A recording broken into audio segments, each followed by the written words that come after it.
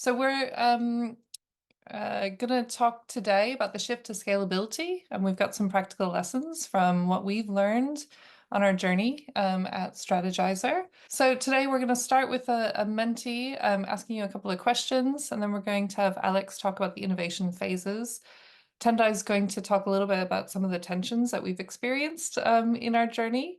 And then Kurt is going to follow up with a demo. And then at the end, we'll have time for Q&A. I am just quickly going to start with Strategyzer and the story before we kind of get into our lessons learned, right? So many of you in the webinar, always super fun to have, a lot of you have been following our evolution over the years. Before it became a company, well, there were some tools coming out of the University of Lausanne with Yves Pigneur, and then we wrote Business Model Generation, expanded that. You have the other books that weren't, until 2010, but the tool world is where we kind of started out.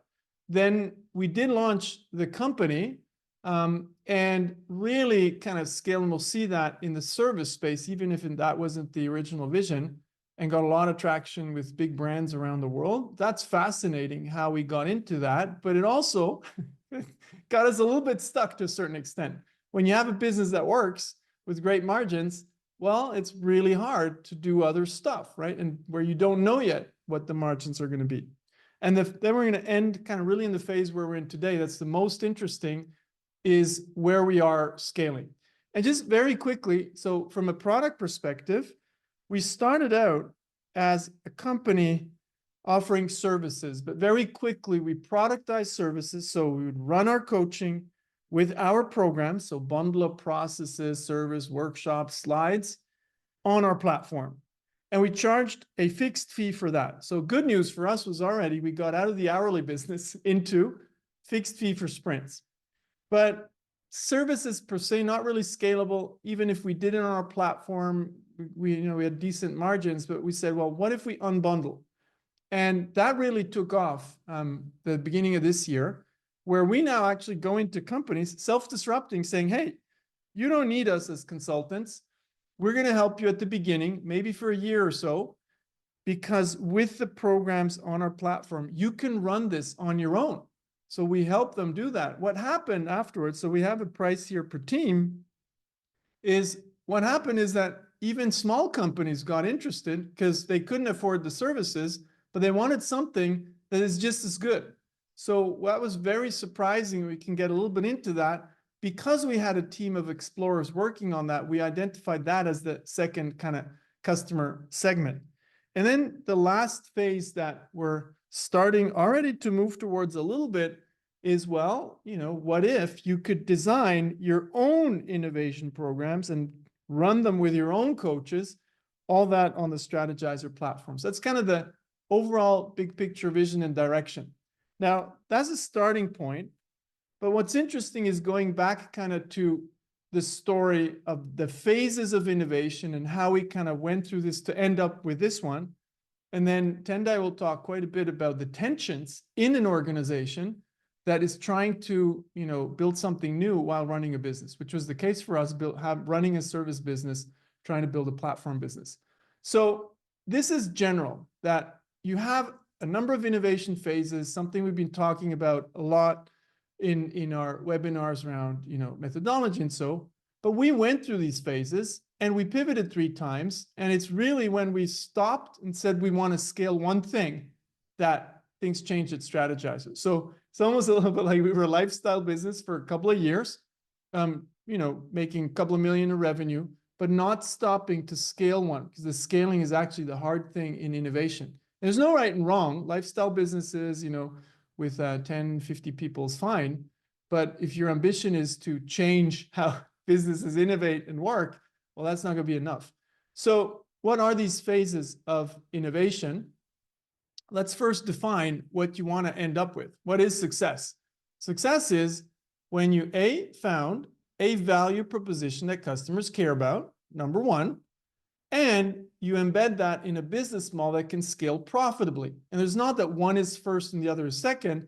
You actually iterate between the two until you really figure it out. So people sometimes ask, what's the sequence? The sequence is you go through a kind of a cycle until you figure it out, search and iteration. And we've talked a couple of times about the process, so I'm not going to go into that too much. Red is business design, coming up with value propositions and business models. Yellow is testing that. So constantly going through this. That's what we did. And we got towards a couple of businesses that were worth a couple of million in revenue. But what we really didn't do is stop and scale one of the promising things or iterate to move towards one that could scale. So this piece here is one I think we were pretty good at getting it to a certain level. And this piece here is something we really had to learn. And we'll show why this is actually hard when you're beyond even the startup phase. So startup phase number one, then going beyond this. So that's where you want to end up with. So what's the process? Well, number one, you need to find a customer that actually cares. Once you have those jobs, pains, and gains that customers care about, you start to figure out, find the solution. You try to prove that what you have works for them. And once you have that, you start to focus on acquiring and retaining customers. And throughout the process, you will always talk about willingness to pay. Now, I'm presenting it as a linear thing, but it's basically jumping, between these all the time. But it is clear that without customer jobs, pains, and gains, your solution won't resonate and you can't really focus on acquisition. So that's kind of the phases, right? If we keep it pretty simple. Now, we did that first. So the original vision was, let's build an iPad app. Because we had a successful book around the business model canvas, and we said, we're going to test this with an iPad app. Turns out, because we understood kind of the readers a bit, we created an iPad app that worked pretty well, and the App Store helped us scale this. Super cool. But we already knew that you can't scale a real business around a $30 app, which is a one-time transaction. You can do that in certain areas, but you can't do that in kind of a niche domain like consulting. So then we said, okay, that works. Let's pivot to the next thing. And what we knew we wanted to pivot towards was a web app. So that's already, 10 times higher price. So same thing. We said, okay, similar customer base, did the same thing, new value proposition on the web. But here's where already things started to fall apart, where we realized, now there's a part here around feasibility. Can we build in the same kind of way an application with the same kind of ease that we had with the iPad app? So that we weren't able to do, which then means the value proposition wasn't as strong. So even technically, that didn't really work. But then once we figured that part out, it was about, okay, can we acquire and retain customers and build a business that, you make more revenue than you actually consume? Turns out that we had a leaky bucket. So the web business didn't work because we had something that people like to use, they like to buy, but it was not a recurring problem. They would sketch out their business models, they'd be super happy, but startup, got to a certain phase, now it's execution. So we didn't then really pivot towards the right thing until we realized, there's another pivot we need to do, which is working with this platform stuff, but actually different value proposition. Customers don't care about software. What they really cared about was, and here Tendai, I think, has a story to tell, is the bundling of processes, slides. Every time we left a company, they didn't want the software, they wanted the stuff, right? So I think that was a big insight. I think you had that question, how many times, Tendai, where people wanted everything, but not software?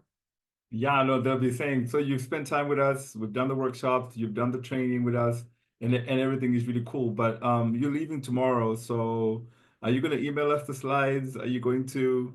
And there was no way you could actually charge over, a recurring period of time for content, for slides. Like, there was no way to charge a licensing fee for that. So what we then actually realized is, if we package these things as programs, all of a sudden there's two customer segments that emerge: large companies that want to rapidly scale innovation process, small companies that just want a world-class innovation process. They have these jobs, pains, and gains. Oh, that value proposition starts to resonate. So with program licenses that bundle everything on the platform, like I showed before, wow, that really worked. So this is fine. Now we're in this phase of scaling and acquiring, knowing the customer, knowing the value proposition. We just need to be in front of more customers like that to actually close more deals. So it's the whole idea of revenue generation with lead generation. Now, if we look at that, zooming out a bit from the process just to the idea of portfolio, and then Tendai will show you what's the tension when you have a portfolio like this. The vision, the original vision that we started out with, as I said, we wanted to build a software business. So we said, let's, build that platform around innovation. So, okay, tried that, but it turns out that we became an innovation company, an innovation services company. Now, we did do that on our platform, but we were not able to build a viable business with recurring revenue around platform. What we did see is there were a group of people who loved using the platform after the iPad app and, using it for a certain time, but no recurring need, which means we just couldn't scale that thing. But now in about 2023, we saw that value proposition emerging, as Tendai said, around packaging all we have as a program on our platform. And then we put that on the web and people started to actually inquire and pay us a license fee for that. And said, okay, wow. Now the challenge was also that we had a platform fee here for software and a program fee here for everything together. And one was about 10 times more expensive. So we had this cannibalization. So we were willing to kill a business that was bringing in some money but couldn't scale, rather than letting that continue and cannibalize. So program licenses really started to take off, and we were able to double our revenues every quarter for 2024. So you see this new vision emerging. We're not a platform business, but we actually transform companies with these program licenses. That's what we're scaling now and saying, hey, innovation, pretty large domain. We can, if we look at the total market, it's probably around $10 billion just for licenses. But you know what? Transformation is much larger. So we started to think about what other things could we start to address. That's that third phase in that image that I drew before. What other areas could we help transform? So that's where we are today. And now that all sounds really easy and smooth sailing. One of the things that probably the last thing I would have expected is that we saw the explore, exploit challenge that we tell companies about. We help them learn. We live through that, live. And Tendai is going to show you kind of that tension in some of the lessons. And maybe Carol can also jump in as the freshest blood here, and Kurt, because we're all living this tension of a company that runs a business with a couple of million in revenue, but is trying to build a new growth engine that will replace the old one. Wow, that's a super interesting thing to look at. So what I'm going to be doing is I'm going to be talking across each one of these topics, right?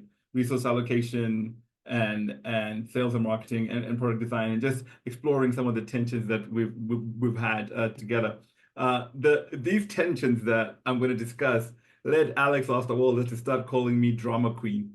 And that was because of how I used to react emotionally to every single one of these tensions. It used to drive me absolutely crazy as we were trying to resolve them. And the reason is because, again, when you're trying to navigate this journey, right, of going from having an existing business and then, trying to having an existing business here while you're trying to explore something new over here, there's always a real tension about how do you balance these kind of, scenarios, right? And so that's a real interesting challenge that we kind of face as an organization ourselves, and we kind of had to figure out as we were actually doing the work. Because what tends to happen is you get the split attention, right? You get like your head is turning this way, then your head is turning another way. You're trying to like explore the future while at the same time exploit your current success. It's really difficult to kind of manage that tension, and how do you balance the management of that tension can be something that can kind of create problems for you as you're going forward. And so I'd like to sort of start to explore some of the tensions that we faced and we had to deal with. And the first one here was the resource allocation kind of tension. And here, the existing business is insatiable. There's always more things to do. Always more things to do. In fact, just before I jumped on this webinar, there was always more things to do. A client email, a problem with this product or service that we're delivering, something is happening in some other country, et cetera, et cetera. There's always more things to do and always problems to solve. And what's fascinating about the service business that we have is that it always gives you good money. Like it's just enough money to keep you interested and to keep your business going. And what happens with that good money is that it distracts you from then investing sufficient attention to your exploring your new opportunity. And so, as Alex said, right, the explore side of our businesses, we're trying to build these various sort of platform products. We would get there, 2 million, and then we would never keep going because again, our attention kept getting drawn back to this kind of service business. And so that tension was really, really tough. And we had to sort of start thinking about how do you actually let go of good money so you can actually create space for creating the business of the future that you actually want. Go ahead, Carol. Just want to shout out, Juliana just said the existing business is the Pac-Man of resources in an organization. That was awesome. Yes, it is definitely the Pac-Man of resources. Definitely, it's the kind of thing that like it's eating up all the resources. That's exactly what's actually happening, and it chews up attention and it chews up energy. And then the ill discipline is to then say, with the remainder of our attention and the remainder of our energy, we'll do something in the explore side, right? And that's where the tension really starts to arise. So let's move on to the next one, which is product design, right? Now, on the product design side, again, as we keep delivering this service business, what we're doing is we just keep improving the existing business and making it better. And it's really attractive because it's quite familiar. So you're drawn to the familiarity of the existing. You can keep sort of focusing your energy on that. You can keep doing whatever it is that you need to do to kind of drive that existing business. And that's where I was, right, at the time when these tensions were starting to kind of bubble up. Alex's mind had already started shifted quite strongly to what we need to be doing in the future. And I was still like, man, this is rocking. I'm doing services, I'm talking to customers, I'm delivering value, I'm running workshops, we're doing programs, and everything is going really well. And of course, people are also patting me on the back, so I feel good. And then the moment when the drama queen Monica was birthed was when Alex said to everyone, we're going to make sure that let me just go back a bit. Sorry. Slide problems. Let me make sure. Sorry. So when the drama queen Monica was born, I was sitting in a parking lot in Birmingham, and Alex had just decreed to the whole company that every single thing we do will now be delivered via our platform. But from a product standpoint, the product wasn't actually really in a sort of great state. But just like we teach the companies we work with, right? What you want to do is to launch it before you're ready so that you can actually learn. But if you launch it before you're ready so you can learn, you're basically hurting me and my commitment to delivering a quality service. And that's what created a very interesting conversation between me and Alex on that particular day. So go ahead, Alex.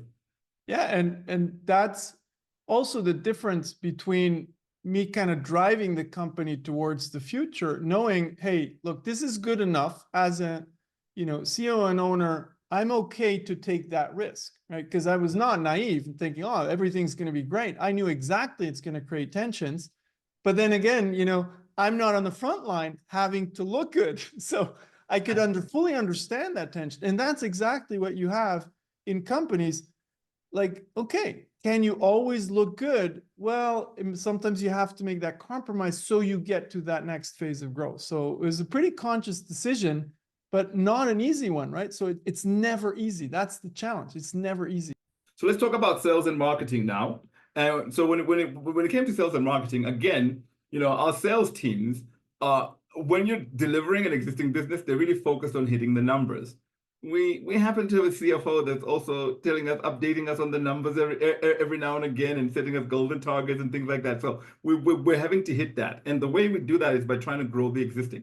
It's almost like the energy of of running a business. The energy of running a business is you try and grow revenue, you try and grow customers, you try and grow. So you're constantly drawn into that. And when you're building a professional sales team, that's what they're really, really good at, right? They don't want to run experiments, right? Which is what's actually necessary for building a new value proposition, is that you have to kind of run these experiments and try and figure out what works and try and figure out what was actually going to sell. But when you're running experiments, you run the risk of failing. So then you don't close the deal, or you don't hit the numbers that you were targeting. And then the sales team has this tension in terms of, what they're actually trying to do. And also, a question about whether they have the right entrepreneurial skills to actually drive that conversation. And so these were the tensions that we kind of faced. Let's just talk about how we started to resolve these tensions. So remember we said around resource allocation is the tension between having split attention between these two things. So what we decided to do there was to have a dedicated team. Just have a dedicated team that's an explorers team that's focused on building the new value proposition and business model and actually driving that work. And then it's easier to deal with the split attention thing. Now we also have things that are interesting, like as soon as they land a deal, how do we deliver it and all that. So we still have to rally around them as an organization, but at least we have a dedicated team that is going to focus on that. And then in terms of product design, referring back to my drama queen days, the first thing that had to happen was to create buy-in. And the way buy-in was created is really fascinating. And you'd never think that this would happen inside a company like Strategyzer, talking to someone like me who's like a thought leader-ish person inside innovation. But it took Alex half a day in Nashville to convince me that this was something worth doing. Like we spent like a lot of time together going back and forth in terms of what does it mean for the company, the fish model. Are we going to swallow the fish and see a dip in revenue before we see a growth in the platform? So we were going back and forth and back and forth. And the effort that Alex put into creating the buy-in was kind of part of the thing that you need to do to actually unlock these things to be able to actually move forward. And then also be transparent about the transformation and how it's happening.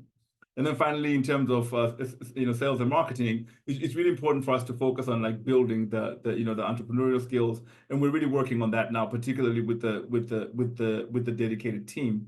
And even just a consistent reminder to everyone that works in our sales team that all money is not good money. We really want to start building a business model that's focused on taking us into the future, and that's another sort of buy-in that you need to have. Go ahead, Carol. Just a point on that transparency. I think that's a real challenge that can be underestimated, I suppose. When you're building something new and still selling the old, you need to make sure that everybody knows what is new and it's constantly being developed and iterated on. So ensuring everyone within the company has an easy way of knowing what's happening to keep everyone on the same page. That's a real That's super important, right? Because that comes up often in questions like, okay, do I integrate this? Do I separate this? And it's like a pendulum. So companies tend to make the mistake is either too separate or too integrated, and that doesn't work. You need to find this right balance. At the end of the day, I believe personally that you need to have a vision as an organization, as a leadership team, and everybody in the team needs to buy into that. Because if you start to have antibodies, it doesn't work. If it's too far out, people will not know. I had this conversation with the CEO just a couple of days ago. Too far out, it's going to get killed afterwards. Too close in, it's going to get killed right away. So both are wrong. So you want to keep that distance, the right KPIs and governance so that it can happen. It's that balance, right? Yeah. It's really fascinating that this is actually it's almost like why doctors shouldn't cure themselves. Like the human side of my personality impacted the stuff I know about innovation, right? And so that's really fascinating. And it's just like strong leadership and strategic vision and kind of driving that then keeps us focused on what we're going to do going forward. So thank you so much for that. I'm going to now hand you over to Kurt for the demo. Let me go ahead. So you guys will get a little bit of a sneak peek when Alex said, Penda, you have to use this platform. I'm going to show a little bit of the old, but also some latest, newest things that are just coming hot off the press. But I'm going to share with you guys kind of 3 areas where we have kind of significantly evolved the platform. The first is around this idea of from coach as a guide to moving to where the platform can act as a guide as well. And then the second one, from visual workspaces to data-powered workflows.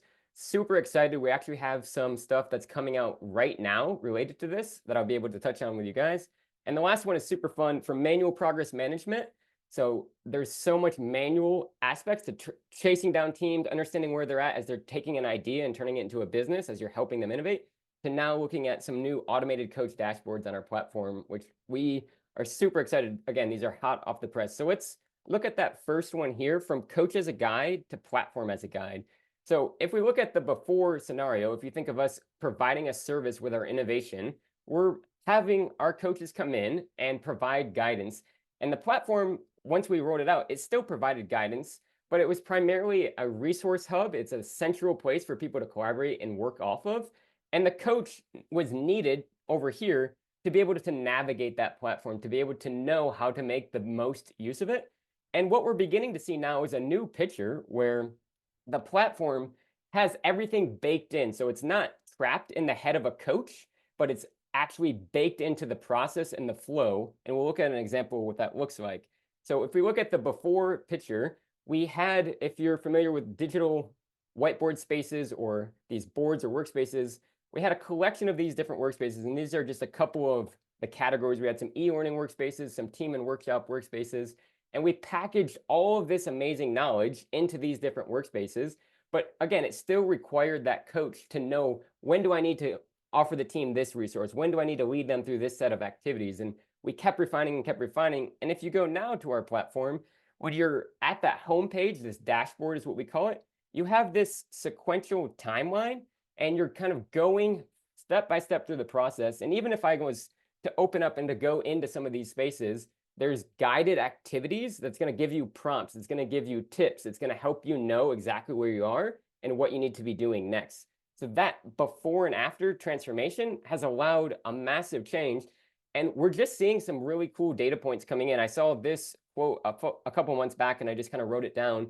But we had a coach, and they were being asked to lead for the first time as an innovation coach. And they said, okay, I'm willing to do that, but only if I have the Strategyzer platform. And there's just this baked in idea of that timeline, that guidance, that, okay, here's what you need to be doing next. Again, it's not in the coach's head. It's packaged on the platform that allows people, even as someone who is brand new, this coach is leading right now in Australia, and they're doing a fantastic job because they're able to kind of have that guidance baked in. Now, lots more I could say there, but I'm going to jump to something I'm really excited about, this paradigm shift from visual workspaces to data-powered workflows. So if you think about the innovation process, you're going to get your hands dirty. There's going to be a lot of work that you do. And we had these visual static workspaces where you would have, and even up here, you're seeing a ton of work that was done. This is a workspace where we're analyzing results from running customer interviews in a very structured way. So if I zoom in here, you can kind of see, this was even interviews that we were running, and you can see some analysis here where they're kind of panning all around the workspace. Go this way, scroll down here. But it's just these massive workspaces that contain so much information.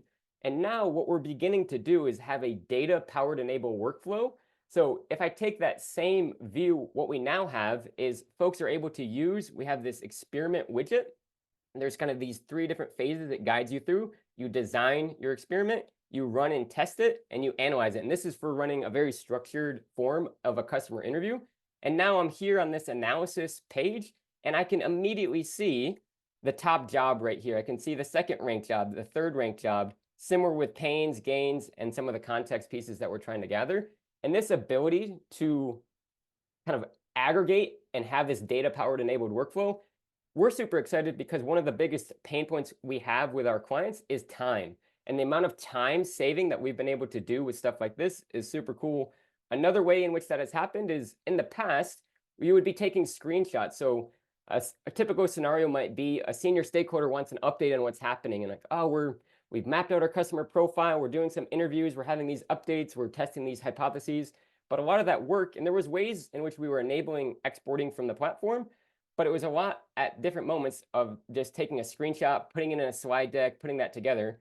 But now we have a new feature that we've rolled out this year, where as I'm going down my timeline, as I'm going through the program, in these different moments, it's capturing the work that I'm doing. The program knows where you're at, knows the work that you have done, And then there's these moments such as this one here is a midterm review presentation. And you can review with your senior leaders. You come here, you hit this button. It's going to open up this dialog box, and it has a sample presentation and the ability to just download a presentation. And it's going to take all of your work that you've been doing so far prior, during the timeline, during your time on the platform, and it's going to put it into a pre-structured template. So stuff like this, again, we've seen significant time savings for teams to be able to not just have to hobble these things together, but have it ready to go at those key moments when they want to report out. And the last one, this one almost feels silly because the before is just almost non-existent, but this idea of from manual progress management to automated coach dashboards. And really, I was like, what do I even put? There's no platform piece that I can put here. So I just put an image of email communication, of these back and forths, where if someone did want to know, so a scenario that is typical for us is you might have 5 to 10 teams in a cohort, and you have coaches who are helping guide those teams along. But when that innovation manager comes in and they want to know, like, where these teams are at, or a coach is coaching 3 teams, like, where was that team for this? Where are they at? Where? There's so much email communication, so much back and forth, jumping into calls, chasing down to gather information. And what we're doing some beta testing right now with is having some coach dashboards. So this is kind of a view of it where you have some key metrics up here. You can see there's program completion, e-learning completion. We get some motivation feedback. We see progress in terms of the activities. Have they completed the stuff that they need to complete? Are we on track? And then we have progress of the business model as well. So 2 different types of progress. Another screen that we have related to that coach dashboard is just providing some guidance. So what's coming up? Here's some guides and information that you can look at. Here's some videos to prepare you. So like you see here, prepare for ideation workshop number 1. So that in this scenario, we're looking at, they have a workshop coming up. Here's some guidance for that. And then being able to give them the information based on what's happening. Again, super excited. There's much more we could talk about, but hopefully you got a little bit of a snapshot of what the original picture looked like, where Alex is saying to Tendai, like, hey, we need to start using this, and how it has progressed. And every 6 weeks, we're shipping out new updates to the platform. And like I said, if you want more information, don't be afraid to reach out. There's lots of other features we'd love to be able to share with you guys.